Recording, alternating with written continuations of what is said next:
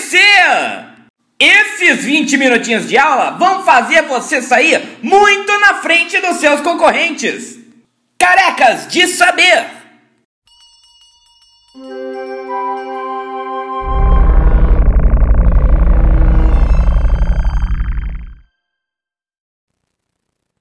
E aí, minha gente, tudo bom? Estamos aqui de novo, então, agora com uma aula de atualidades.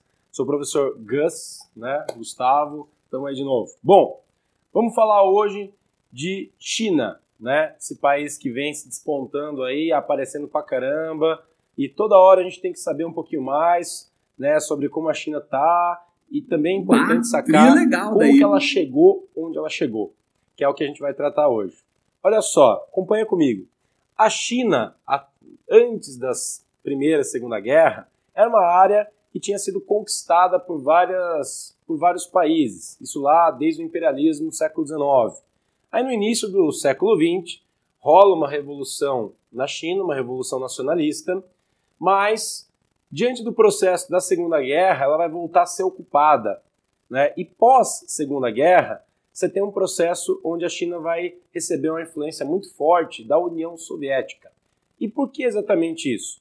Você tem que lembrar que quando se trata de Segunda Guerra Mundial e de Oriente, Extremo Oriente, o grande vilão, né, do grupo dos aliados é o Japão. E o Japão tinha ocupado a maior parte do território chinês no processo da Segunda Guerra Mundial. Então, o Japão estava sendo combatido no final da Segunda Guerra por duas frentes. Em cima do Pacífico, pelos Estados Unidos, né, que era a área de fronteira, né, com os Estados Unidos.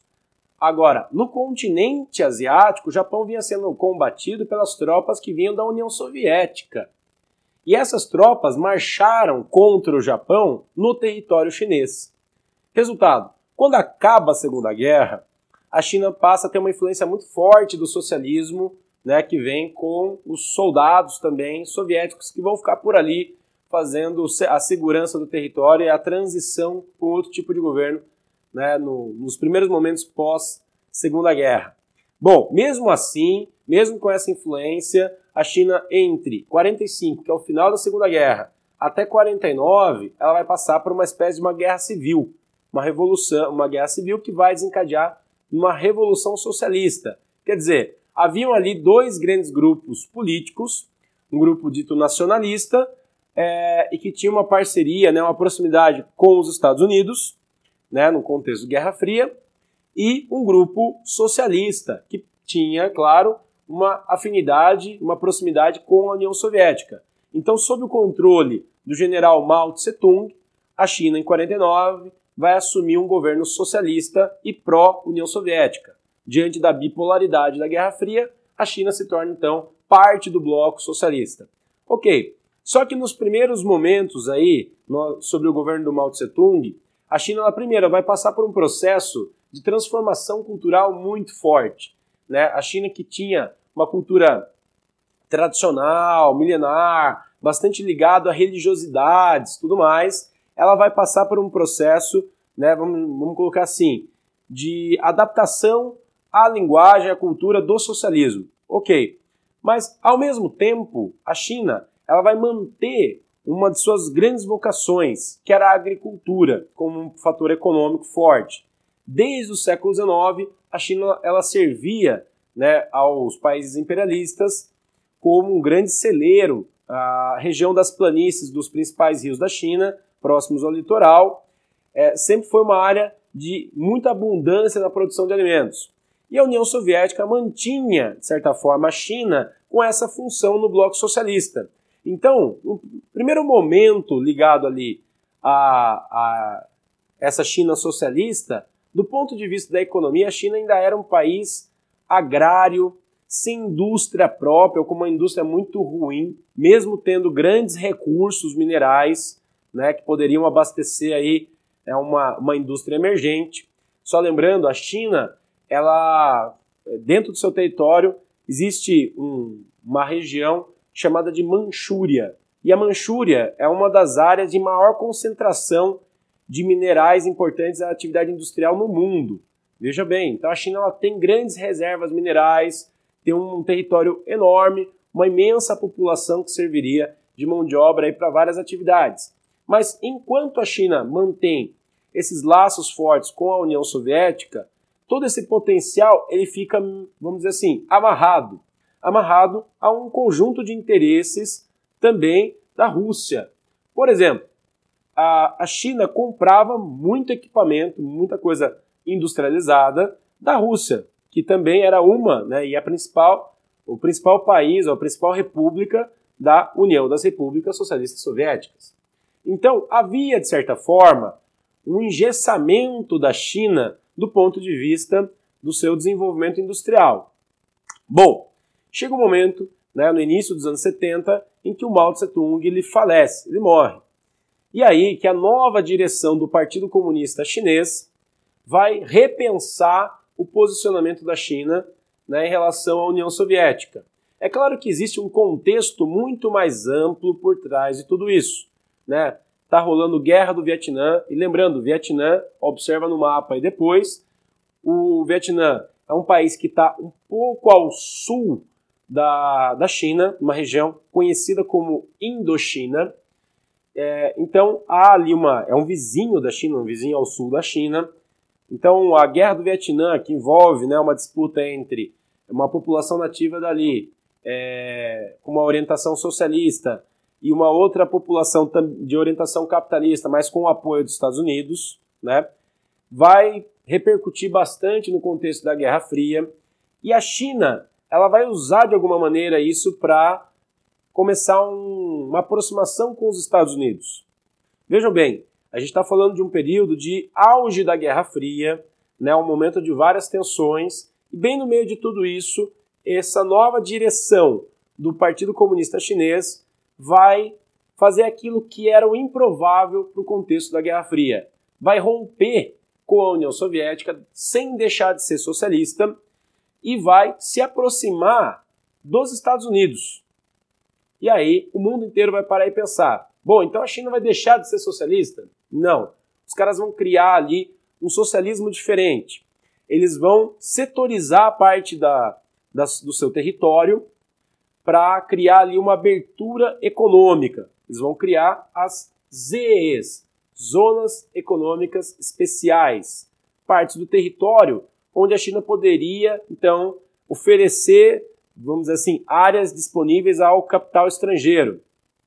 Olha só, tudo isso dentro de um pacote de reformas, onde a China ela vai procurar atrair investidores estrangeiros para investir em setores da sua própria economia, no seu desenvolvimento tecnológico e econômico como um todo.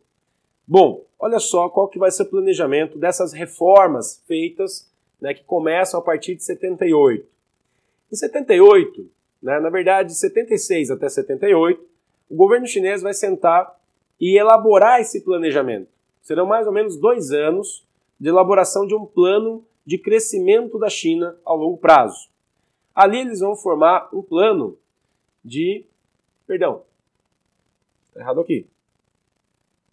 um plano de 30 anos.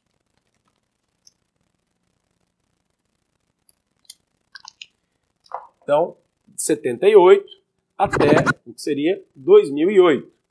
Legal? Bom, o que eles imaginavam para esses 30 anos? Eles imaginavam que era preciso investir em educação, formar, capacitar a maior parte da sua população, que naquele momento era majoritariamente analfabeta, modernizar as suas principais cidades. Junto com a educação, era preciso investir pesado em tecnologia, desenvolver tecnologias nacionais chinesas. Era preciso investir também nos segmentos de defesa. Olha só, volta àquela aula lá de geografia que a gente discutiu o poder mundial. Lembra que poder mundial é sempre baseado num tripé, ou numa tríade, como alguns dizem, que envolve poder político, econômico e militar. A China não vai desprezar isso, principalmente no universo de Guerra Fria, onde a questão da defesa é muito importante. Então, a China também vai planejar um investimento muito forte na sua defesa. E, ao mesmo tempo, não vai abdicar da sua vocação agrícola. Então, vai pensar numa modernização da agricultura. Olha só, investimento em educação, em tecnologia para várias áreas, em agricultura e em defesa. São essas chamadas 4 grandes modernizações das reformas de 78. Ok? Agora, a partir disso e com essa abertura econômica, a China vai começar a atrair grandes empresas do mundo inteiro, chamadas multinacionais, a começar por empresas japonesas, que vão se instalar no território chinês, dentro das REEs, para produzir os seus produtos e vendê-los para o mundo todo. Com isso, a China então vai ganhar, né, o título de plataforma de exportação. Olha só, uma empresa japonesa que vem, instala uma montadora ali, produz o seu produto e dali vende para outros lugares. Olha só, o que o Japão, por exemplo, estaria utilizando ali da China? Né? O grande volume de mão de obra disponível, parte dos reservatórios de minerais, né, de matérias-primas destinadas a essas atividades industriais, novos territórios a serem ocupados. No caso do Japão, o Japão tem um território muito pequeno, né, e com áreas disponíveis a ocupação humana menor ainda. Quer dizer, mas não só o Japão vai fazer isso, né? Os Estados Unidos também vai implantar várias de suas indústrias, filiais de suas indústrias no território chinês. Países europeus capitalistas vão fazer o mesmo. E com isso, nesse período que vai de 78 até por volta do início dos anos 2000 ali, a China vai receber muito capital estrangeiro, transformar isso de alguma maneira em investimento interno e vai alterando o seu padrão de sociedade, alterando o seu padrão econômico, urbanizando e modernizando suas principais cidades e negociando, criando relações econômicas com vários outros países do mundo. Resultado disso tudo é que, a partir dos anos 2000, a China já desponta como uma grande nação, um grande país do ponto de vista da concentração de riqueza. Olha só, vamos recuperar qual era o objetivo ou a meta lá daquele planejamento feito em 78. Lá em 78, né, o governo chinês já tinha estipulado uma meta para esse plano de 30 anos, que era que a China chegasse ao 2º lugar na produção de riqueza no mundo. Quer dizer, o 2º maior PIB mundial. Né? Lembrando esse conceito, produto interno bruto, é o acumulado de riqueza gerado em um país durante um ano. Então, lá em 78, os chineses já tinham essa meta. Lembrando, quem era, né, ou quem é ainda hoje o primeiro PIB mundial? Os Estados Unidos. Então, a China, né, almejava chegar no PIB, né, em algo próximo do que fosse o PIB dos Estados Unidos. Né? Ou seja, ser uma grande potência mundial do ponto de vista da economia. Lembra do tripé? Política, economia e militarismo. Então a China estava reforçando um dos pilares aí, a economia. Ao mesmo tempo, ela estava construindo também relações políticas muito fortes, que já já a gente vai entender como que isso se amarra. E sem desprezar, né, a construção de uma força armada suficiente para proteger tudo isso. Olha só, um conceito importante, já que a gente falou de política. Lembra que eu falei que a China continuou socialista? Mas o socialismo chinês ele era diferente do socialismo, por exemplo, da União Soviética. A China cria um conceito, né, que é de um país socialista que tem uma abertura para o mercado capitalista global. Então, dali surge essa ideia aqui, do socialismo de mercado. Ô professor, confuso esse negócio. Realmente não é muito simples de entender, não é muito ortodoxo com relação àquilo que a gente já viu do que é o capitalismo em si, lá na sua teoria, e o que é o socialismo na sua teoria. É um socialismo chinês. Do ponto de vista desse socialismo chinês, o que há de manutenção de socialismo nesse negócio? Primeiro, no governo socialista, lembra, o Estado ele é mais centralizado.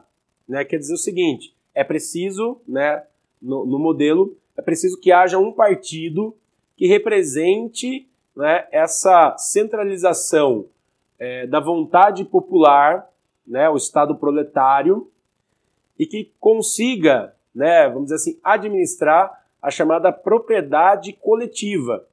né? A ideia é de que a acumulação de riqueza ela não deve ser feita somente por indivíduos, né? Portanto, sendo propriedade privada, mas ela deve conter uma propriedade que seja da sociedade como um todo. Essa é uma ideia do socialismo. Então, de alguma maneira, a China mantém isso, né, a partir da ideia de um partido único que controla toda a política chinesa. Quando a gente fala que esse partido único controla toda a política chinesa, significa, por exemplo, que é esse partido que vai, inclusive, determinar o que pode acontecer na economia. Olha só, né, um princípio de Estado que intervém na economia. Intervém, né, criando ali planejamentos, permitindo ou não permitindo algumas coisas, inclusive com relação ao capital estrangeiro que atua dentro do território chinês. É esse mesmo Estado que intervém também na vida familiar. Por exemplo, até bem pouco tempo atrás, o Estado chinês, né, tinha determinado, né, a lei do filho único. Então, como a população chinesa já era muito grande, o Estado chinês determina, né, cria uma regra de que as famílias não poderiam ter mais do que um filho, né? É claro que havia todo um contexto com relação a isso, mas o fato é a maioria das famílias chinesas vão, de fato, seguir essa normativa do Estado. Bom, isso foi alterado há bem pouco tempo atrás. Mas aí são exemplos, né, que a gente pode ter dessa centralização política onde o Estado chinês controla mesmo a vida íntima familiar até situações macroeconômicas daquele país. Agora, quando a gente fala que é socialismo de mercado, de novo, significa que esse mesmo Estado centralizador, ele abre concessão para que o capitalismo entre em áreas específicas. E, portanto, há ali um acúmulo de investimento estrangeiro dentro da economia chinesa. Bom, essa estratégia deu certo pra caramba para eles do ponto de vista da acumulação de riqueza.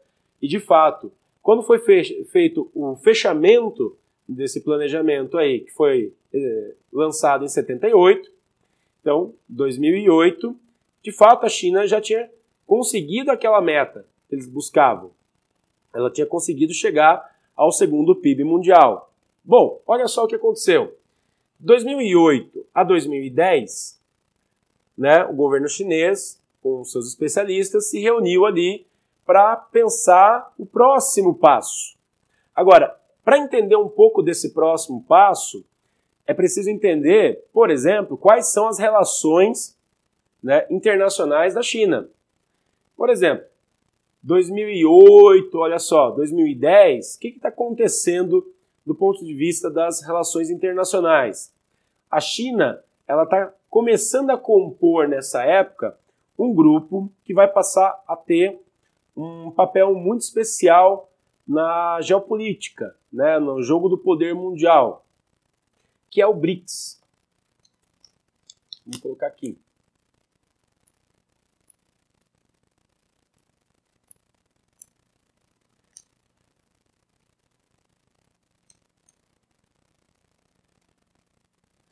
BRICS: Brasil, Rússia, Índia, China e África do Sul.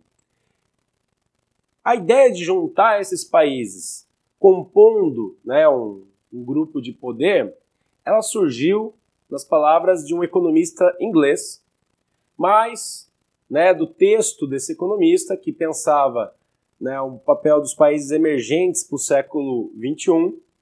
Você tem lá uma combinação de interesses desses países que depois vão se reunir, né, a partir de 2006 e vão pensar na formatação de um grupo que realmente passe a se constituir de fato como um grupo de poder no mundo. É claro, como o país mais rico desse grupo é a China, ela tem um papel especial no grupo. Mas, é claro, quando a gente pensa o total desses países, eles têm várias repercussões. Então, Brasil, Rússia, Índia, China e África do Sul. Então, Brasil, aí, o nosso país, tendo um papel especial diante da América Latina. A África do Sul, por exemplo, tendo ali um papel especial no continente africano. a China como uma grande potência mundial. Bom, sobre o BRICS, especificamente, a gente vai ter uma próxima aula para falar só desse grupo.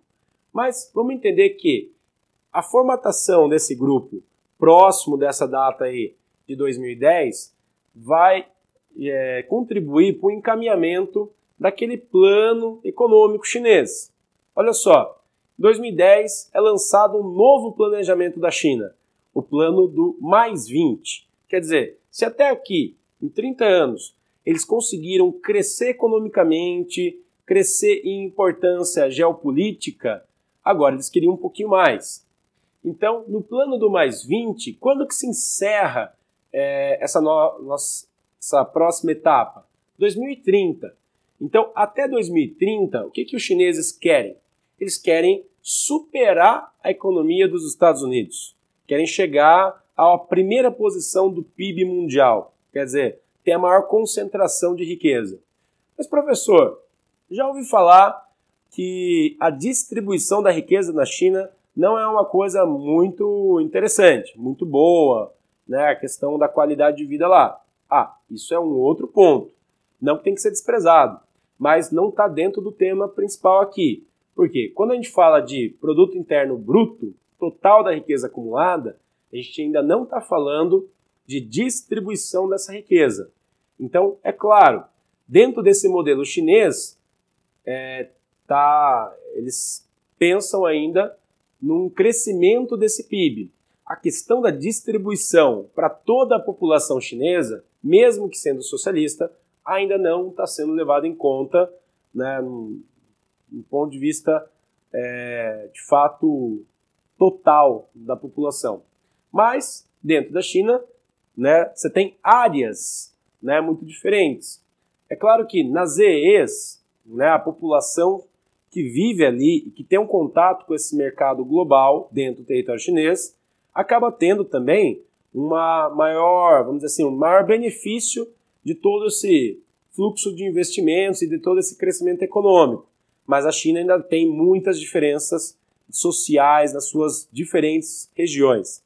Bom, gente, com relação a esse planejamento para 2030, basta entender o seguinte: a China ainda pretende crescer mais, é claro que com várias influências da economia internacional. Então, crise que começa nos Estados Unidos, passa pela Europa, chega à China também. Você tem fases aí que a China tem crescido mais ou menos, mas no todo, a China, de alguma maneira, vem continuamente crescendo nesses últimos anos.